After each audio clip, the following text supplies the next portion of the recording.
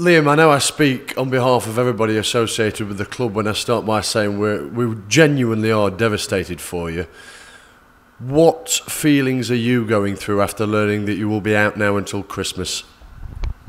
Well, right now, I'm in a lot better place than what I was when obviously I first found out about the injury. I think now I'm seeing a positive path. I think although Christmas seemed like a long time away to a lot of people, it's not that long away to me.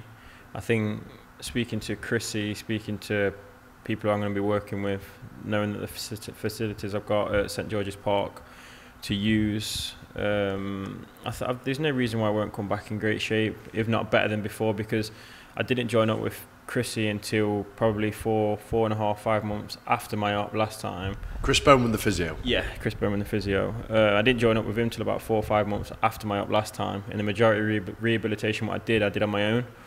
So if I can get with him from the start, use St George's Park, and obviously just keep doing what I'm doing, I can't see no reason why I went back in just after Christmas flying. What was your initial reaction to the scan results?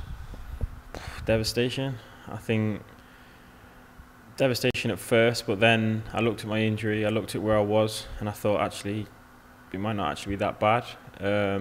Chrissy phoned me up and I thought remain positive, just keep thinking that it sounds a little bit worse. It could be better when I actually go and see the consultant. I think when the consultant confirmed to me what it was, I think that's when it hit me. And for probably the rest of that day, I was in a bit of a bad place. I didn't want to speak to anyone. I didn't answer my phone. I just left my phone in another room and I just kept my own thoughts, just thought about everything. And by doing that, I think I needed that break from everyone, what I had. And then obviously the boys got a result on Saturday, which lifted me up massively. Muzza and a few of the boys said some nice words after the game, which obviously helped me. I've had a good talk to the gaffer. I spoke to some people about what it'd be like to have me back at Christmas. It'll be like a new signing. And all of that has just helped me to be in the mood which I am in now. And just looking forward to getting back. Do you sit there at night sometimes and start cursing your luck? It's difficult because I could sit there cursing my luck and say how unlucky I've been. But then I think to myself, well, how lucky am I?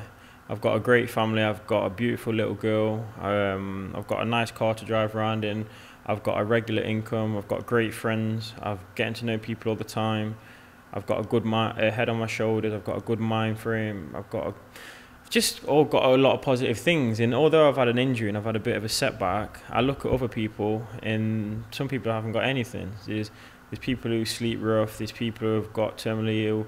Well, people who are terminally ill, there's all kinds of things in the world. So sometimes I just have to sit back and say, although I've had a bit of a setback, I just have to keep going. I think one of my mates put something on Instagram yesterday about what Mandela said about falling, but every time you fall, you have to rise stronger. And for me, I really, really appreciated what that message was trying to say, and I could relate to it massively, and I'm going to take that into the rest of my career. How much of a battle or a test will this be now for you psychologically more than anything? I think it'll be a tough battle, but I'm relishing it. I think I'm a fighter. I've always been like that. Ever since I was a kid, people have always tried to put me down. Where I live, at school, I was the only mixed race lad in my school. I was the only person who wasn't white in my school, like the lads. And a lot of people used to try and put me down. I remember people just coming up to me saying, oh, he's better than you at football, for no reason, but it made me more determined to do well.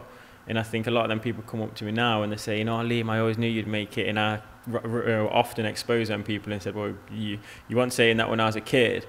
And for them, they keep me motivated. People like that keep me motivated. These injuries, what I've had is nothing. And I told them when they say, oh, you must be done now, I say, no, I'm not done. Loads of life left in me. There's people out there who have had loads of operations. My mate Kulo has had 3 ACL repairs and he's still playing for York. So I look at people like him and I say, well, if he can do it, I can do it. There's no reason he's not born with special powers. We're all the same. So people just keep driving me. The good people I've got around me who really want me to do well. People like yourself, people around the club. Everybody just inspires me. My little girl inspires me every day. So I'll get back there. No problem.